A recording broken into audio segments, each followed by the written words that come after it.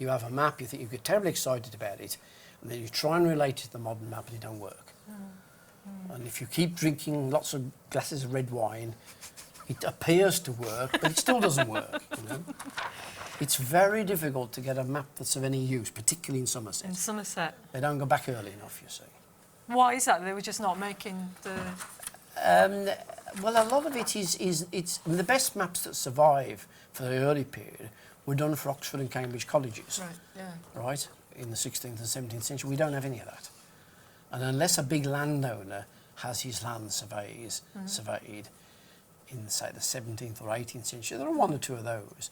But by and large, it's not a county of early maps. The first really good ordnance survey maps are the 1880s, the 6-inch and the 25-inch.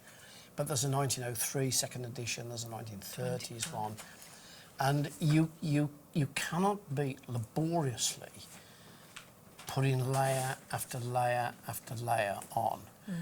I have to draw everything. If I draw it, I know what's happened. You get a feel for it. No, you know what's happened. The analogy is you see a view, you take a photograph of it, you haven't looked at it. You sit and paint it, you have looked at it. Right? So doing it with a pen means it forces you to look at every little bit. You then go back to 1903, put another layer on, back to 1880, another layer on, and then the tithe map, and then if you've got any other early maps, you then know which bits have come and gone, which bits have persisted, which bits are likely to be the oldest bit. And by doing it like that, when you get back to the early maps and they're not that accurate, you actually know what the surveyor at the time was trying to do, because you can see that he might not have this line in the right place. But, you know, you can see that in relation to other things, that must be the line that he means. We don't know as much about the layout of priory cells as we do about the full monastic plan.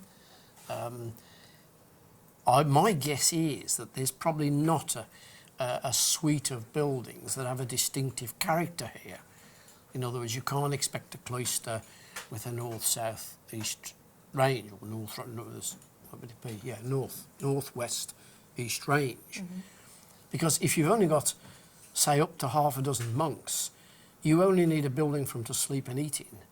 And that can be just a single range building, may or may not be attached to the church. Would that be why they're sharing the church with the parishioners then? Yes. Because there's not that many of them there. There's not that many of them. It's not that wealthy. Any money that's made is going to go straight back to Bath. Right. Because Bath's the boss, you know. That's the difference between the words abbey, priory, cell. They're all differences in status. But what you probably do have is a farm, because it probably has land attached to it. People always claim these things as tithe barns, don't they? Especially estate agents, you know. A great barn, a warehouse, in fact, is what it is. But that's always the main building on a farm, a monastic farm or any other farm. And there will be other buildings that go with that. But again, there's no proper layout to that. You know, you can't find one bit and say, well, the other bit must be over there, the other bit must be over there. It could all be in that area.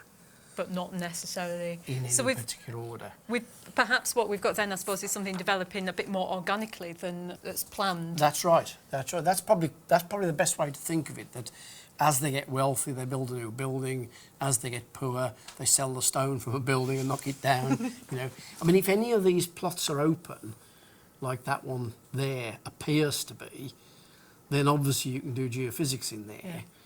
And actually, you could do an excavation in there. If you wanted to know if that wall existed, you could find it.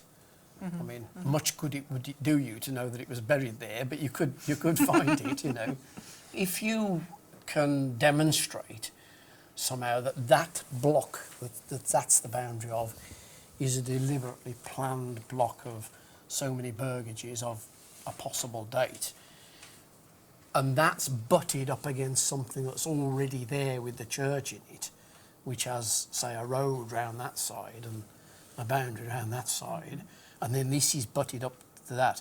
By sorting the way that town plan develops, you'll have a better idea of whether this fits into the gap or whether it's a primary feature onto which things are bolted. And that's the absolute essence of sorting the town plan out. What are the primary units? What gets bolted on? What gets bolted onto that? What gets cut through? And you can do it with the detailed plan.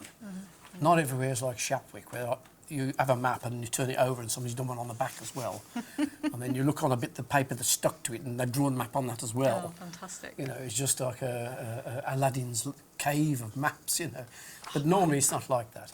If you've got, you invariably have the tithe map. If you've got one earlier map than that, that's good. If you've got more than that, you're doing very well.